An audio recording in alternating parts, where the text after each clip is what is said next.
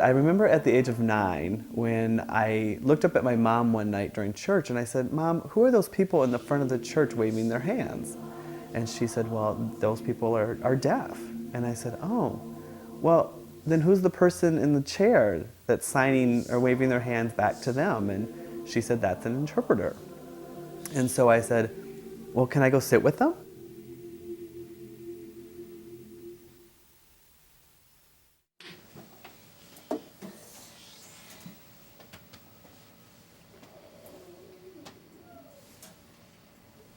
Yeah, it's true. A lot of people who are hearing think that when they see deaf people using sign language, they assume that it can be translated literally.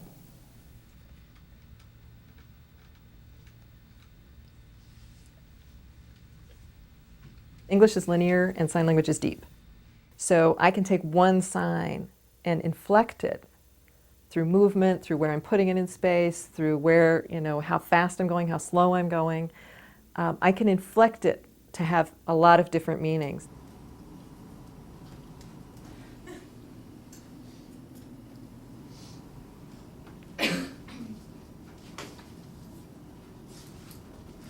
The hardest is thinking with a deaf brain. I've been thinking about that lately. I want to get in there because I'm as an English speaker, we think words, sentences, letters, intonation in our voice, that's how we talk. And I want to think visually. But since I've never done that, the hardest part is thinking as a deaf person would think and putting things in space as they would put it in space. That's why I think interpreters struggle a lot, but once you get it, you got it.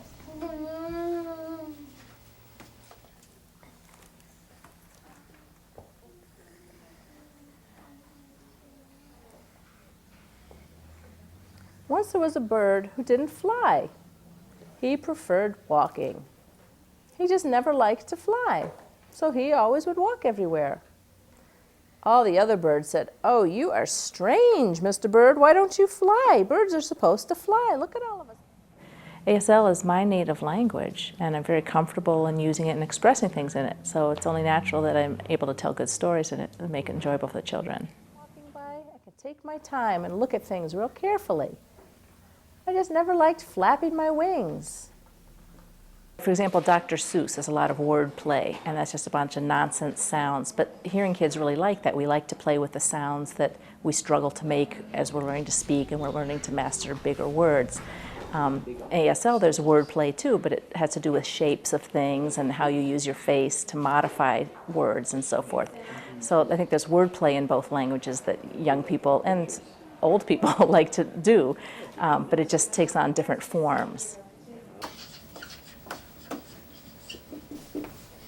I remember my first poem was actually at Gallaudet University.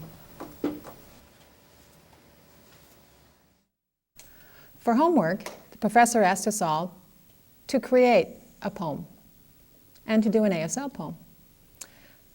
And so at that time I was, of course, a poor college student, and my parents were having their 30th anniversary, and I was trying to figure out what to do for them, and I thought, hey, I'll do the poem. I can solve both problems here. I remember trying to reflect back on their lives together and how they went to deaf school and how they went to Gallaudet University and meeting and getting married.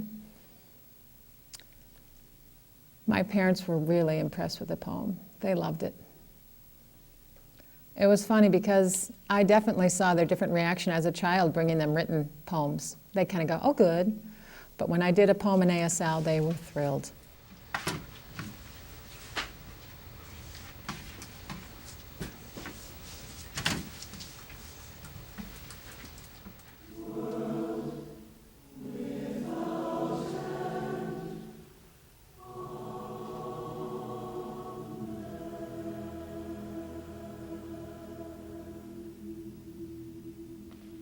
It's something I definitely love and enjoy, and I'm very indebted to that core group of deaf people that started when I was 9, teaching me all parts of their culture and language. Without that, I don't think I'd be where I am today, so I'm very grateful to them.